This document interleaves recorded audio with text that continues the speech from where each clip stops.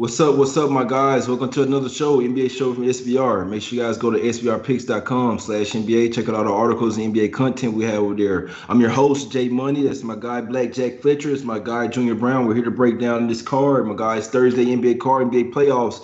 First, we're going to recap yesterday, my guys. It was a damn good day, Junior. What's up with you? You had a good day yesterday? Yes, cashing these totals, Jay. Is what we do. It's what I do all of a sudden. Jordan? What'd you say? Jordan? Yeah, whatever works, right? Yeah, no, I hit the Philly Washington under. I hit the over in Memphis, Utah first half. Utah was putting it on them boys. You know what? Memphis showed me something coming back in that game. I know they still lost by margin, but they really showed me something. Coming back there. Didn't hit the Knicks first half. That was a little bit disappointed. I did obviously take him. Well, not obviously, but I took him second half because I just felt like they were going to win the game. But 2-1 on the show picks. So, another day, another cash. Good to have our boy BlackJack back in the house, though. So I'm excited to hear his perspective on some of these games. What's up, BlackJack? How you been? 2-0 yesterday. Knicks were a winner. Sixers. Smack City. Knew that was coming. All right. So, I'm looking forward to getting back into this one tonight. Possibly, potentially, more Smack City spots. Who knows? Exactly. Yeah, definitely looking for some Smack City spots. Yeah, the Sixers. I was almost a little mad at myself because I remember I said I don't want to bet this game, but I would take Sixers minus 8. I think they smacked the shit out these boys. They smack them up 120-95 with rather ease. We know Westbrook left the game. Unfortunately, guys trying to pour popcorn on them. If that was me, I probably would have broke loose to go and hit the. It would have been run our test all over again, boy. They wouldn't be able to stop me. But it happens, man. Hopefully it doesn't happen again, though. But Knicks get it done. They show some cojones. They show some big balls. Where coming back to there was down 12 pretty much the whole game. The Hawks put it on them ever since the start. Knicks come roaring back 32-18 third quarter. You got to know when they come back and tie that game up, they're about to pull away and win this game, my guys. That comes to where you just live bet. You hit those pluses on that full game. You hit them, even when they get to that 1.5, that full game for me, my guys. 101-92, they smack them up. Jazz. I believe they were playing some jazz music ever so softly and put the Grizzly Bears to sleep early on in the first quarter, I believe. Smack City Jazz minus 3 first quarter. Someone may have came on the show and said they might be up 20 at the half and put up 70 points. I don't know. 74, 54 at the half, my guys. Jazz, Smack City in that first quarter, first half. We get that one. It's real nice, man. Let's keep it going today, man. That's what you guys are here for. Let's get to today's games. First game up, Bucks versus Heat. Bucks are coming off smacking the mess out them Heat now. They're down 0-2 coming back to the house. Historically, a good spot for the Heat. I don't know if I'm going to blindly tell it, but some fact that the Bucks are a lot better than them this year, BlackJack. The Bucks want to absolutely slit the Heat's throat this year after what they did to them in the bubble. What you think, BlackJack? Did the Heat have a chance, or did the Bucks sweep these guys? I think I love this game. I love this game. I can't lay the 1.5 fast enough. Okay? If there's a Smack City game on this slate tonight, it's this one. The Miami Heat cannot hang with this team. Miami had the best game they're going to have in game 1. They outscored Milwaukee by 45 points from 3. The Bucks shot abysmally. Giannis didn't play great. They missed free throws. Everything Miami needed to happen, and they still lost. And then Milwaukee got it together, regrouped, came out in game 2, and kicked Miami to the moon. And that's what's going to happen again here. Miami's done. This is a sweep. This is over. They can't win. They can't compete with this team. It's done. The Heat are done. Lay the 1.5 with the Bucks. Hey, I'll be honest. I couldn't talk you off. Like I say, early on, me personally, I'll be looking towards the Heat to come out with some type of intensity, some type of, their backs against the wall, literally, Junior. Like I always say, that doesn't translate to a full game win, but it is a window. In theory, the window would be leaning heavily towards Heat first quarter, first half for me. It's not something I've gotten there with, but It's the only way I could look, Junior. But I must say, I think the Bucks. I would be fearful of them if I was the Heat here, Junior. We know it's the spot favors them, but do they have enough to get over that hump in the first quarter, first half, my guy? Yeah, so I'm gonna do something weird because I'm gonna say my official pick is Heat money line, but I actually agree with a lot of things Blackjack just said. So I know that sounds weird, but just hear me out for a second. So I just watched the game 2 this morning, and what I realized right away, which you kind of saw in game 1, but game 2 was more obvious. Giannis covering Jimmy Butler is a very serious problem that Spoelstra has to figure out. I think Butler took like 9 shots in the last game. He can't get his shot off against Giannis. Like, he can't. And when Giannis is not on him, they got Holiday on him. Or PJ. Listen, PJ Tucker is no fucking joke out here. All right, like that's you want to talk about you want to talk about grown ass men in the NBA. PJ Tucker is a grown ass man, bro, and whoever he's guarding, that's a problem. Bam Adebayo does not look comfortable against Brook Lopez. That's another problem. It's really, I don't even know what it is. And I went back and looked at the regular season. I was like, oh, well, is he just having 2 bad games? Nah, in the regular season, he's only averaging like 13 points a game against these guys. In this series, he's shooting like 35%.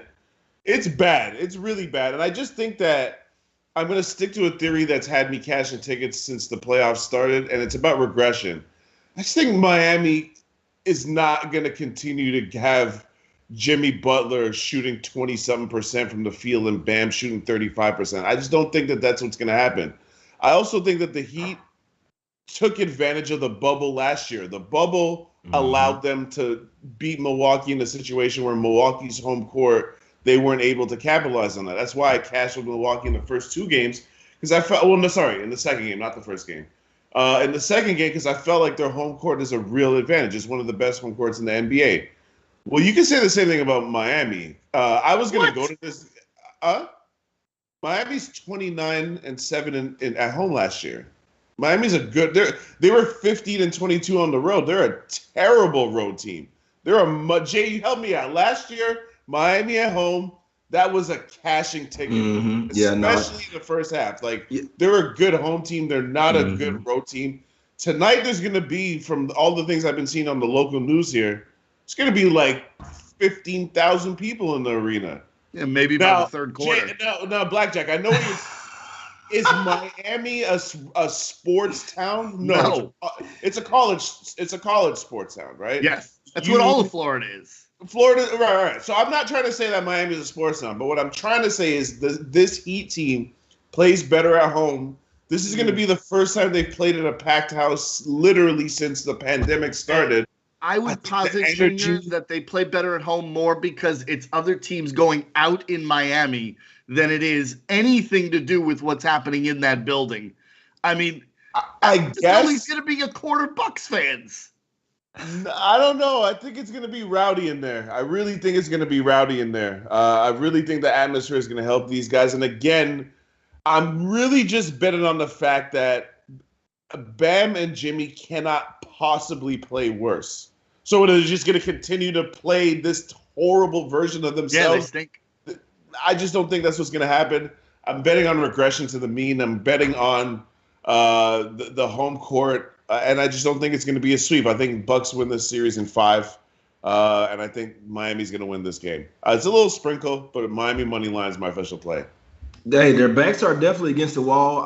I'll be honest with you, Junior. If they are going to win one, this is their spot down 0-2 or whatever. I mean, if they go down 0-3, they'll likely. I'm not gonna say they're middle of the end. The Heat not that type of team, but they'll know that that mountain is going to be very high to climb. Did Bam Adebayo get paid some money and revert to a Hassan Whiteside? Hey, I'm just saying, because this is my problem with today's NBA. These guys get paid way too much fucking money, man. I'm sorry. They get that bag. Then they stop. Then the gym time, more girl time, more shopping for jewelry and all this other shit. Less time in the gym, man. You want most time in the gym to be hungry. You know what? You wait. I'm waiting till my career is over to get paid, man. Hassan Whiteside, you see it when he was hungry. He was a baller. He wanted that contract. Once he got it, oh, now he all on Snapchat, Instagram all day, man. Up buying up shit, man. So I hope that's not the case with Adebayo. I know he's a true baller. Guy hasn't been the same all year for me, in my opinion. I think that's mainly the reason why the Heat hadn't looked the same. I must say though, Junior, I agree with you here. I don't want to bet the Bucks here. Like I said, I think the right sides are Heat early in this one. I think the second half, anything can happen. If the Bucks wanted to, they probably could come back and win the game. But I think the juice spot, the Heat, anything, if there's the window, that first quarter, first half, guys, I'll keep talking about it. If they're going to cash here, if the Heat are losing in the first quarter, they will not win this game. That's just how I'm looking at it. If they could still lose and be up at the end of the first quarter, first half. So just letting you guys know how I'm looking at it. I think that Heat would be the play. Heat first half. You see, they're the dog for the game, plus 1.5, but they're a favorite on that first half line. It's for a reason, guys. If there's any spot they're going to come up, juice up, down 0-2, like I say, the stats are 90. Home team coming back down 0-2, 90, 46, and 2 against the spread. That's good for 65% in the first half. That angle would say go with the Heat here down 0-2 in the first half to at least come out with some juice, knowing that their season's on the line. I'm with Junior. He has a really good point. He are a better road team, and they're a better home team. They're not a good road team at all, and that's why I'm telling you guys, it's not the bubble, the Heat versus Bucks. When you're playing in Milwaukee, like the Heat they're not a good road team. At the house, they are a different squad. Like I said, I'm staying away from a full game, but heavy lean to me for to Heat first half, first quarter as well to come out with some juice. They don't come out with juice, then they're not winning this game. If they want to have a chance, you got to come out hot, my guys. That's the way I'm looking at it. Go ahead, Junior.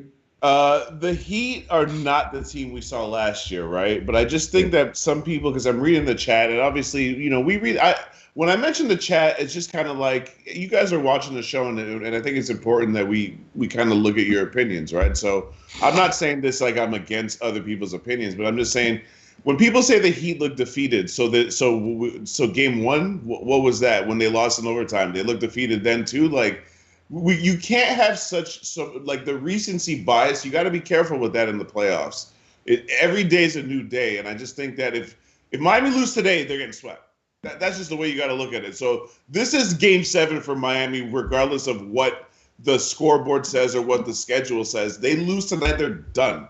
So I'm not saying that BlackJack's wrong, because again, after watching the Game 2 this morning.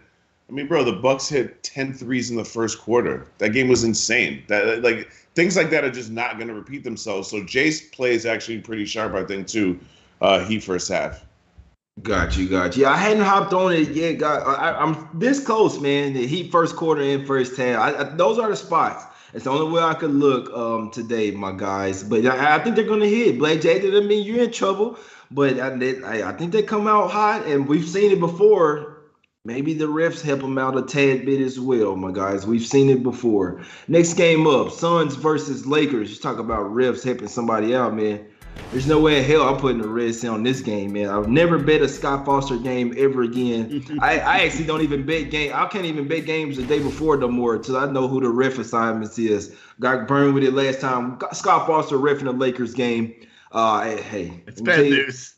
It's not good news. I can tell you that, BlackJack. It's usually he's in there for the Lakers. That's the only thing I'm going to say. Y'all know I'm somewhat of a conspiracy theorist, but regardless, total of 211.5. Lakers land 7 at the house, BlackJack. Even if they do win, will they win by margin and cover the spread? What you like it? That's where I'm at here, right? I mean, you mentioned Scott Foster, Tim Donaghy's former best friend. He was. I mean, I'm not making that up. They were very close friends. Scott Foster, he can shove it, all right? And he may be in the tank for the Lakers here, but this is too many points. I'm sorry, and I know we're up in the air with CP3. I know we don't know if he's playing or not. Personally, I expect him to play, but probably very limited minutes. But I liked what Campaign did in Game 2. I thought he played really well. Obviously, he's not Chris Paul, and the Suns' chance of winning this game is greatly diminished with a banged-up Chris Paul or Chris Paul not playing. But I don't think this Lakers team is covering 7. I think Phoenix has enough talent, enough pieces here to keep this thing close. I mean, we're talking about multiple possessions here for a Lakers team that's kind of up and down right now. I think they're still trying to get their footing underneath them with the integrating these guys that have come back from injury. I'm going to take Phoenix in the 7 here. Got you, Junior. I couldn't talk y'all. Like I think the Suns could keep it close. There's no way in hell I'm betting this game. Me personally, I do think the Suns will cover one of these games in LA. It's just about this game or the next one. So Junior, and I have an angle as well to fade LA on the weekends. I kind of want the Lakers to cover just so I could be all over the Suns in the next game with pretty much their backs against the wall. Nothing against you, BlackJack, Right. but just the way that I'm looking at this game. I think the Suns will cover one. It's either gonna be this one or the next one. It may be the next one because I want CP3 to get a little bit more healthier. Right now, it's I not agree. right. If He I is was Phoenix, not- I wouldn't play him tonight. Yeah, he is. I'd rather have him one game that he's 80, 90% than have him two games where he's 40. He could possibly even injure the shirt even more. Then you be out the rest of the series, Junior. I know they're not going to do that, and he's not going to want to. He wants to play out there, but you see him out there missing free throws and shit. It's not Chris Paul, bro. I'm telling you, Junior, what you thinking in this game, my guy? I'm thinking I got two plays. Phoenix plus the points. Oh, okay. And I'm taking the over. I took the over in the last game, and I hit that. I think I'm going to hit it again. The last game was played at a snail's pace. It was played at like a pace of like 90, which is so fucking slow. I think that. Over. It still went over. That's what I'm trying to say. I think that this game is going to be a little bit quicker. I don't think Phoenix really has a choice but to play a little bit quicker. I think a lot of things are going to change in terms of the shooting in this series because for both teams, it's still not been good. The Lakers shot 30% from three in game two, and Phoenix shot 30% from three in game two. Both teams in the series have been shooting way below the mean. And again, I don't want to keep repeating the same thing, but we get caught up in this recency bias with these playoff games, and it's just kind of like, are these teams just going to continue to shoot way below average? They're just not. They're going to start making shots at some point. And even without making shots in the last game, they went over, and the total is basically the same as it was the last game. I think we see a way more aggressive Devin Booker, by the way. He had 17 shots in the last game. I think he gets 25-plus shots in this game, and he's been super efficient because he's shot 17 free throws in the last game. So they run this like I really like this play that they run. They run this like double high pick for Booker where he comes around the corner and then he either takes a mid-range shot or he makes an assist. Last game he was just going to the hole and getting fouled. I love the way he's looking. If they can get a 75% CP3, I think they hang around in this game, and I think the winner of this game is going to score at least 110 points, if not 114-15, which is going to get me the over, in my opinion, because I think Phoenix hangs around and covers that +7. BlackJack, they coming to get your ass, man. What you done did, BlackJack? Who you done hurt? Who feelings you done hurt? They coming to get you, boy, right now. Lawyer. I hear them knocking on the door. I heard them boys knocking on the door right now, man. Nah, I'm messing with you. Yeah, and Junior, you made some great points in that one. Y'all almost talked me into. Like I said, I'd like to get on the Suns here, and I mean it would be a bit of a zigzag as well. Obviously, I mean you're starting a great. So the Lakers are showing strength here. The line up at 5.5, been up to 7. Obviously, a lot of news with the CP3. People see that he's injured. He's not 100% out there. It's kind of, I mean, they kind of starting to give the Lakers a little bit too much love here. I mean, the Suns still play really good team defense. And the problem is, even when Chris Paul went out there, Payne didn't play too bad. Actually was getting juiced up, making some threes out there. And the Suns defense can keep him in there. My problem is Lakers defense was damn near stifling them boys. I mean, you got KCP. You had KCP out there locking boys down. So, I was looking at, I'm saying, when the Lakers guards and their role players are playing defense like this, Wesley Matthews, KCP, got Caruso like that, when they're playing defense like that and the Suns act like they can't score them, that is a little troublesome to me. But like I said, they are coming off the loss. I want to lean to the Suns here. There's no way I'll never bet a Scott Foster game in the rest of my freaking life, guys. That's just me. I couldn't talk anybody off Suns. If I had to take this one, it'd probably be Suns and likely the over as well.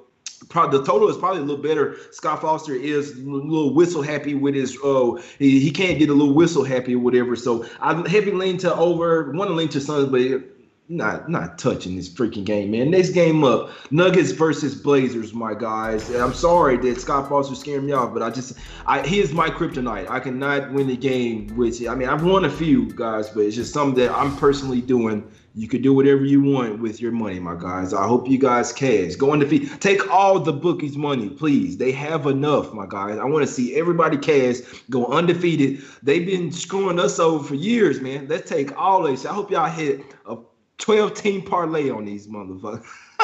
And put $100 on it. Break the bookies. But next game up, Nuggets versus Blazers, my guys. Blazers are laying 4 here. They have a lot better guards. The Nuggets have the MVP. They have better bigs over there, Junior. Who's gonna win the battle? Or we're gonna go to BlackJack? What you think here? Is it spicy Nuggets, or are we getting on some fire blazes? BlackJack, fire up one time. I think we're firing it up. You can keep your Nuggets tonight. The Nuggets, listen, their formula here is not one that is built for success in this series.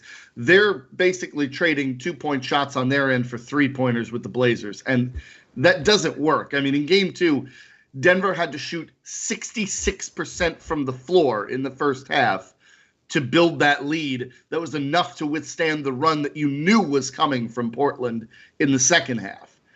I just don't think that's consistently realistic, that they're going to shoot that well from 2-point range to overcome what Portland does from 3. I like Portland being home in this game. I think the Blazers look to preserve that home court that they got in Denver in this one. The only way I back Denver here is really with their backs against the wall. I mean, Portland wins this game, I'll probably be on Denver in game 4, but I don't think that the style that Denver is playing is going to work in this series. BlackJack, backwoods, papers, or swishers? What are you doing? Backwoods. Oh my God, BlackJack Jr. What are you rolling up, man? Papers, little raw papers, hemp wraps. What are we doing, my guy? It depends on what part of my life you're talking about. When I was in my 20s, switches. Nowadays, my dad passed away last year. I'm trying to take note of that. I switch it up. But anyways, in terms of this game, though, I'm actually going to go pretty contrarian, or at least I think I'm going contrarian. I'm taking the under. I see the steam is going that way, though, right? It's opened at 229. It's at 227.5. I'm taking the under here for a couple of reasons. I think that Denver kind of realized, they kind of showed their hand in the last game that they have no intentions of playing an up and down series with these boys, which they just can't do, right? Because the Blazers backcourt, they're really going off on these boys. Like they're getting anything they want. Dame had 32 in the first half in the last game. Yeah. It's pretty ridiculous what these guys are able to do. So Denver, if you watch the last game, Denver's guards were kind of just standing in the corner, and they were like I know that Jokic is like a point center, but they literally had him running point in the last game. And then he would kind of do that thing where you teach young big men after they pass the ball, just dive down to the basket, seal your guy, and get the ball. And once he gets the ball down there, it's game over for anybody, really. So I think you see a lot more of that. And I think that means longer possessions. I think that it means way less runouts. And let's just be honest. Not like the Blazers are out here forcing turnovers and getting out on the break. Actually, in the last game, it was Denver that was forcing turnovers and getting out on the break. Portland had like 21 turnovers in the last game. I think that Denver does not get all those easy baskets. I think they had like 16 points in transition off of those 21 turnovers. They're not going to get all them points with Portland at home. I like BlackJack's look on the Blazers, but I just think that if you look at these games, most of the quarters have been like in the low 50s, and then there'll be that one quarter where they score like 70. I think it's going to be way more evened out in this game, and it's going to go under the total, which is still pretty high for a playoff game. So give me the under 228.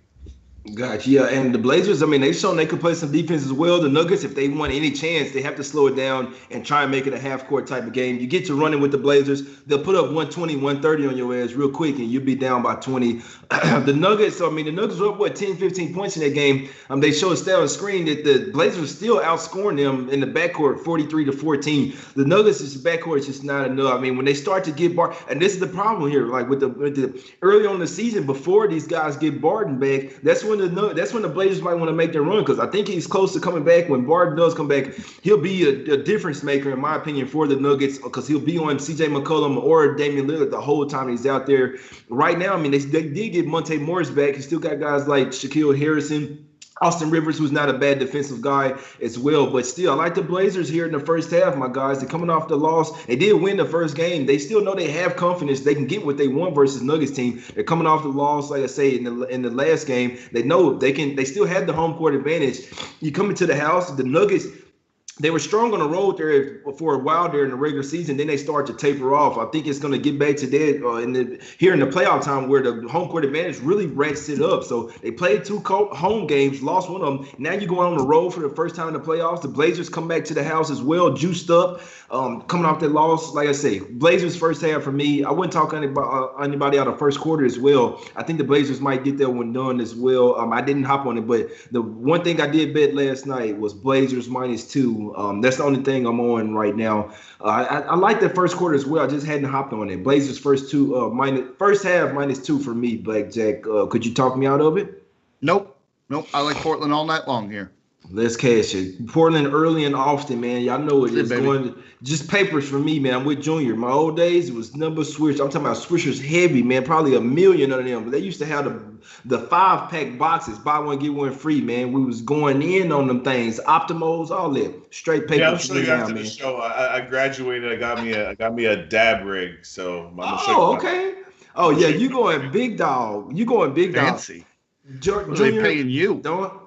Junior, nah, for real. I gotta get like Junior, man. That's some big dog stuff over there. You gotta get the torch and everything. But Junior, I was gonna say, this guy here, man. You know what? I need to get like Junior. They fly you out to Costa Rica. That's all right. We finna have a talk with somebody. Torch on deck, J Money. Junior, but we see that's some Denver type stuff. So I just need you to go old school for me and just get on a regular fire blaze them today for me, because the Denver, trust me, bro. I go to Denver all the time. That's some Denver type stuff. 30, my guy. Get me that over. Yeah, now get on. We rolling up a nice little J, man. Get on the fire blaze them. First half -2 for me. Official like a referee blowing the whistle. BlackJack, break them off with your officials. Bucks -1.5.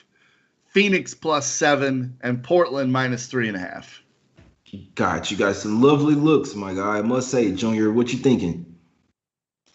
Heat money line. I hate to go against my guy BlackJack, but Heat money line. Phoenix +7. The over in that same game, over 211, and the under. 228 in Portland, Denver. Got you. So I don't even know why I just said I hope they score $130. I'm lying. You definitely said that. Look, 130 to 90. 130 to 90 is cool. Boom. There you go. All right, Junior, send me one of them dab rigs, man, and send the torch right on with it. Throw the wax off there with it. No, but for real, I'm on the under. Denver, Portland, under 227. Got you. Hey, 127 to 100, my guy. 126 to 100. I can dig it. Blazers first half for me. I hope they come out there and smack them up by double digits in the first half. Like you say, so when Junior says something is 2s for 3s, or BlackJack says 2 for 3s, we just need the Blazers to be hitting their 3s, because then the Nuggets theory will work if they're not making the 3s. The 2s is a higher percentage shot than the 3s. 3s just obviously add up more. So Blazers hitting, y'all know how it is. When you're hitting your 3s, then it's whoever is hitting more 3s, my guy. I think the playoff team, whoever is making the most 3s is like 12-2 against the spread, my guy. So Blazers first half for me. Wouldn't talk anybody out of Blazers first quarter. Definitely wouldn't talk you out of Heat first quarter, first half as well. I think those are the juice spots. If you like the Heat, I'd look towards them early, in my opinion, because if they don't come out hot early, then they won't be hot at any point, in my opinion. So a heavy leans to Heat early. It might sprinkle some on it, but I do have cheddar on Blazers first half -2. Y'all know it is. We're trying to cash, man. Hit the like button, subscribe. Go to sbrpicks.com/NBA. Check out all the articles. That's my guy, Junior Browne. That's my guy, Blackjack Fletcher. I'm your host, Jay Money. We back tomorrow. We gone.